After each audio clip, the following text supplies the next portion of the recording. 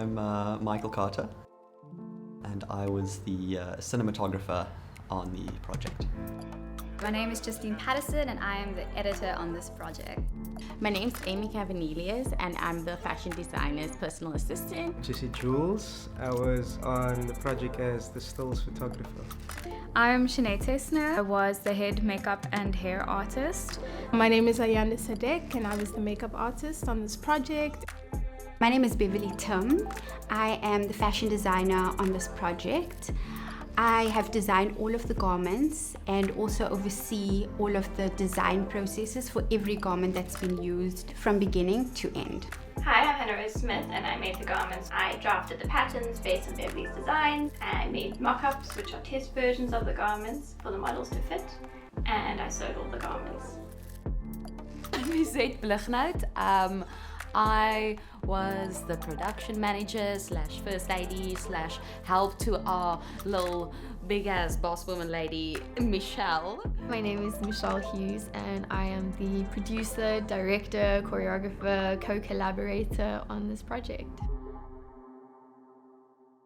So the inspiration for this entire concept actually stemmed from an exercise that I did last year, and I was thinking about, in pursuit of our dreams, we go through all these different states and feelings and emotions that we go through on the journey. And so I think I wanted to use these 4 main emotions of stepping out in confidence, because I think we all need that when we're in pursuit of our dreams.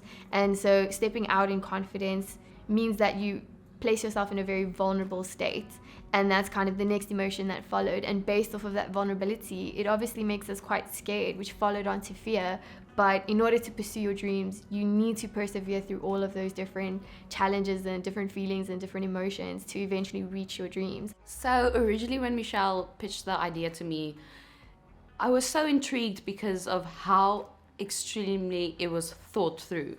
Like the clothes and the movement and the location, and every single detail was so creatively put together in this collaboration that I envisioned, and it was beyond what I imagined. What people don't see is how much work, how much time, and how much effort goes into it. A project like this one specifically, I think it would definitely stir up people's creative juices. I think audiences are going to find it very intriguing. I don't think there's a lot of films like this, especially coming out of South Africa. It's definitely something that excites me when you get an edit that's a bit more experimental. It enables you to be even more creative, to say, okay, but it doesn't have to be 1 + 1 = 2. You know, why can't it be like 3 - 2 = 1? It took a lot of cutting and mining and trying to get the gold out of it, and I think that's what really forces you to be a better creative, when you don't just look at the first cut and be like, okay, great, I'm done, but that you have to keep going back because you know there's more in this, and it's just about finding that treasure. Yeah, when Michelle calls you up, it's hard to say no. I know Michelle always has good ideas, and yeah, again, the concept was very interesting. I mean, we've got this house, and within the house we've got these different elements of the human psyche, and I thought that would be a fun challenge to think about how we could represent those differently. Femininity was a big part of a theme, if you will, of the project. There were certain aesthetic influences that came from the feminine, which was fun to play around with and incorporate the softness, the subtlety. Yeah, those feminine elements were elements that we had fun trying to portray aesthetically for our purposes. I wanted to shoot on film just because of the softness that film brings. I also don't like editing a lot. When I edit, it's just like softening it a bit more, bringing colors through. But I'm choosing the images that best tell the story. For Michelle's scene, for example, where it's like a lot more dreamy, I'm focusing on the shots where it's more like otherworldly, basically. So everything, I'm trying to bridge that gap between realism and dream, because I feel like that's what the project is trying to do as well. So the design process was actually quite a lengthy one. Michelle Hughes actually contacted me.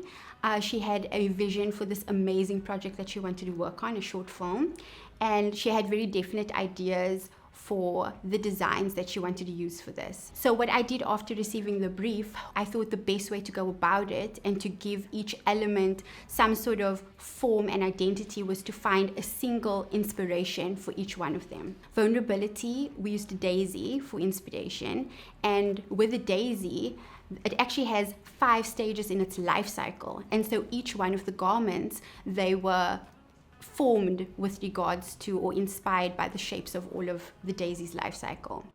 Basically, in the last 6 weeks, I made about 36 garments. Beverley and Michelle came to me with their drawings and designs and inspiration photos and showed me what they were wanting to have made. And then I took those designs and I made them into patterns. And then from there, I made mock-ups. So those up, models fitted them, made alterations to the patterns, and then from there we cut into the beautiful expensive fabric, which is always scary. And then I made the garments from there, and then some of them we got to fit, some of them we just had to hope that they fit, but that's basically the process.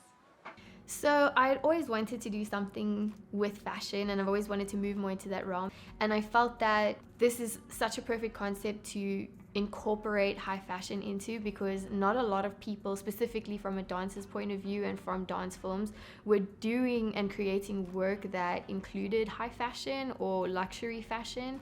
And so I wanted to collaborate with Beverley on this because I knew, number one, she was the right person for the job in terms of the fabrics that I wanted, the look and feel that I wanted, the elegance that I wanted. I wanted to use fashion to kind of differentiate each emotion, and I wanted to create an entire collection of garments, because as much as I could have just taken 5 main girls and put them in 5 beautiful outfits, I wanted more, because from a conceptual point of view, again, taking your fear, for example, as a main element, it's never just one thing, it's rooted in so many other things. And so I wanted that main sort of look and feel of each girl to have more behind it, because I wanted to show the complexities of each of those emotions. I felt that if we could have these 5 beautiful showstopper looks, and that could help portray beautifully on screen, of course, but also let's use this